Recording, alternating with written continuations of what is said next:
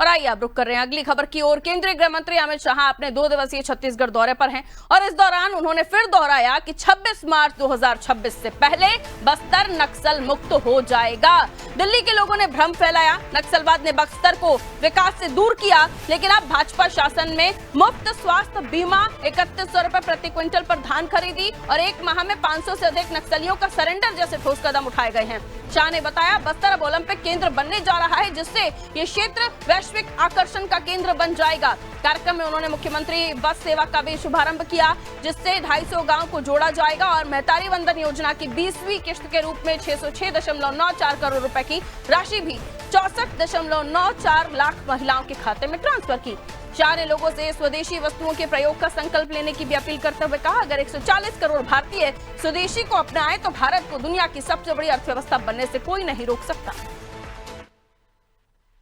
मैं सभी आदिवासी भाइयों बहनों को कहना चाहता हूं, आपके युवाओं को, आपके गांव के युवाओं को हथियार डालने के लिए समझाइए, वो हथियार डाल दे, मेन स्ट्रीम में आए और बस्तर के विकास के अंदर सहभागी बने।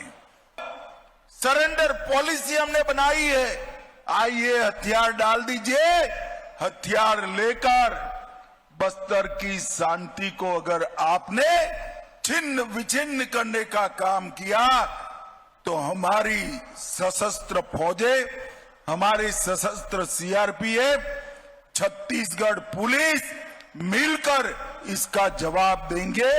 31/3/2026 ये तिथि तय है नक्सलवाद को इस देश की भूमि पर से विदाई देने के लिए।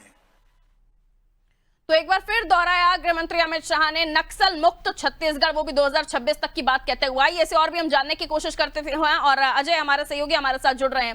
अजय, आज गृह मंत्री अमित शाह छत्तीसगढ़ में थे, मुख्यमंत्री सेवा की उन्होंने शुरुआत कर दी, बस सेवा, और उसके अलावा एक बार फिर नक्सल मुक्त छत्तीसगढ़ का नारा दोहराते हुए उन्होंने जो महतारी वंदन योजना उसकी किस्त भी जारी उसी मंच से हुई। बड़ा कार्यक्रम था, गृह मंत्री मौजूद थे, लेकिन एक बार फिर उन्होंने सीधे तौर पर कहा कि दिल्ली के लोगों ने भ्रम फैलाया, अब बस्तर में विकास हो रहा है, ये एक अलग ही तौर पर जाना जाने वाला बस्तर होगा जिस तरीके से उन्हें विकसित किया जा रहा है।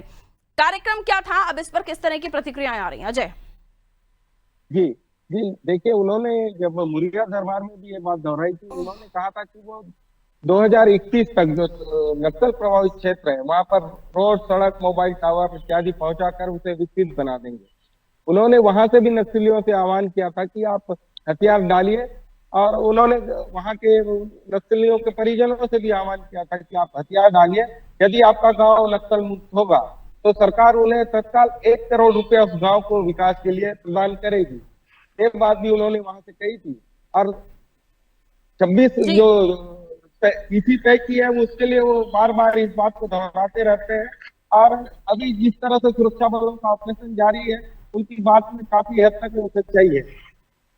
जी बिल्कुल, यहाँ उन्होंने जिस तरीके से अपनी बात रखी है उसमें साफ तौर पर ये भी बताया कि लोगों ने, जो नक्सली हैं, उन्होंने बड़ी तादाद में सरेंडर भी किया है और अब बस्तर विकास की ओर आगे बढ़ रहा है और 2026 तक का नारा एक बार फिर से दोहराया है। बहुत शुक्रिया अजय जानकारी के लिए। तो भाजपा शासन में बस्तर विकास से जो पहले जो था ये उन्होंने कहा कि अब विकास से दूर नहीं है, लेकिन पहले की सरकारों ने दिल्ली में बैठकर भ्रम फैलाया था और बस्तर को विकास से दूर किया था। महतारी वंदन योजना की भी 20वीं किस्त जारी हुई है। उन्होंने कहा बस्तर बनेगा देश का नया ओलंपिक केंद्र।